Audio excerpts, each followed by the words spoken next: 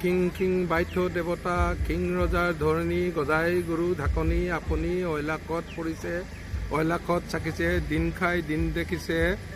ৰাতি খাই ৰাতি দেখিছে য'ত পৰাই আছে তাৰ পৰাই আশীৰ্বাদ কৰক চাৰিমুতিৰি জীৱৰ যেন নিষ্ঠাৰ হওক ভাও দুদিনীয়া কাৰ্যসূচীৰে অনুষ্ঠিত হৈছে কিং কিং বাইথ পূজা কেনেকৈ কি হ'ল যোৱাকালি আমি দেওবাৰ দেওনবোৱা আমাৰ অনুষ্ঠানটো হৈ গৈছে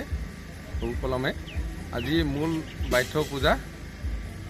পূজাভাগি আমি আগবঢ়াইছোঁ আমি এইবাৰ নৱম বাৰ্ষিক সোণোৱাল কছাৰী উন্নয়ন সমিতিৰ আৰু মৰাণৰ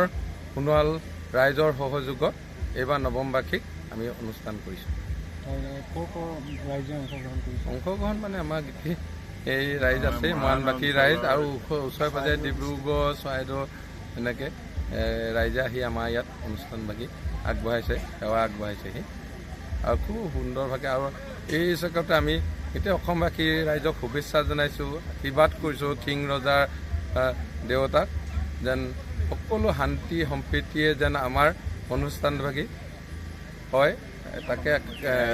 ৰাইজৰ তাকে আশীৰ্বাদ কৰিছোঁ কি ক'ব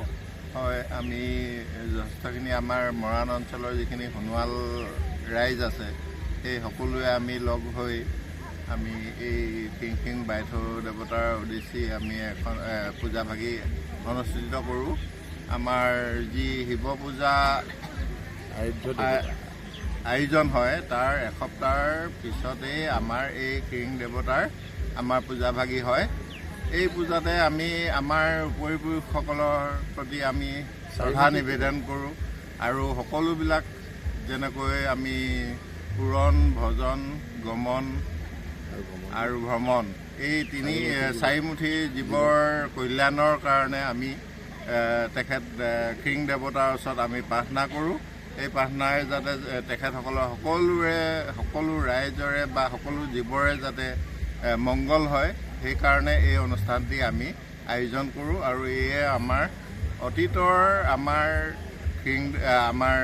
যি পৰম্পৰা সেই পৰম্পৰাক আমি এতিয়ালৈকে আমি পালন কৰি আহিছোঁ